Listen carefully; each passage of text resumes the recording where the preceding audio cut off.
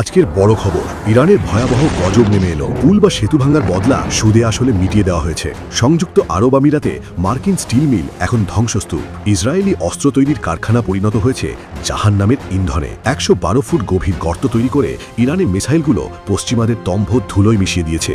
Iran প্রমাণ করে দিয়েছে এখন থেকে একটির বদলে 10টি পাল্টা আঘাত করা হবে। আমেরিকা ও ইসরায়েল কি এখন ইরানের নাম নেওয়ার সাহস দেখাবে? জি হ্যাঁ সম্মানিত দর্শক, শত্রু ভেবেছিল তারা ইরানের সেতু ধ্বংস করে তেহরানকে বাধ্য করতে পারবে, কিন্তু ইরানি প্রতিরোধ বাহিনী এমন এক শক্তিশালী পাল্টা আঘাত এনেছে যে পেন্টাগন থেকে তেল আবিব পর্যন্ত আজ শোকের মাতুম শুরু হয়েছে। প্রাপ্ত তথ্য অনুযায়ী সংযুক্ত আরব আমিরাতে অবস্থিত মার্কিন স্টিল মিলের ইউনিটগুলোর ওপর ইরানি মিসাইল আছড়ে পড়েছে।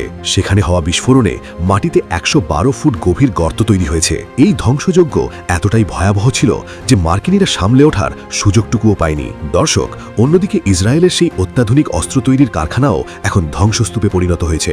ইরানের এই আধুনিক প্রযুক্তির সামনে আমেরিকার প্যাট্রিয়ট এবং ইসরায়েলের আয়রন ডোম নিছক খেলনা প্রমাণিত হয়েছে। ইরান স্পষ্ট বার্তা দিয়ে দিয়েছে, যদি আমাদের একটি সেতু স্পর্শ করা হয় তবে আমরা তোমাদের পুরো শিল্প এবং প্রতিরক্ষা ব্যবস্থাকে জাহান্নামের ইন্ধন বানিয়ে দেব। কুফরি শক্তির সমস্ত নাপাক পরিকল্পনা এখন তাদের নিজেদের গলার কাঁটা হয়ে দাঁড়িয়েছে এবং ইরানের এই প্রতিক্রিয়া পুরো বিশ্বকে স্তব্ধ করে দিয়েছে।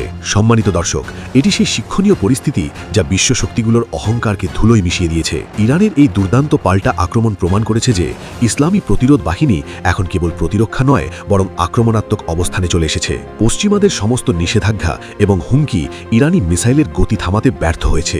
বিশ্ব দেখছে কিভাবে একটি আত্মমর্যাদাশীল জাতি তাদের বীর সেনা এবং স্থাপনার বদলা নেয়। ইরানের এই সাহসী এবং দুর্দান্ত পাল্টা আক্রমণের উপর আপনার মতামত কি? ট্রাম্প এবং নেতানিয়াহু কি এখন ইরানের সামনে হাঁটু গেড়ে বসতে বাধ্য হবেন? মুসলিম উম্মাহ কি ইরানের এই সাহস থেকে শিক্ষা নেওয়া উচিত নয়?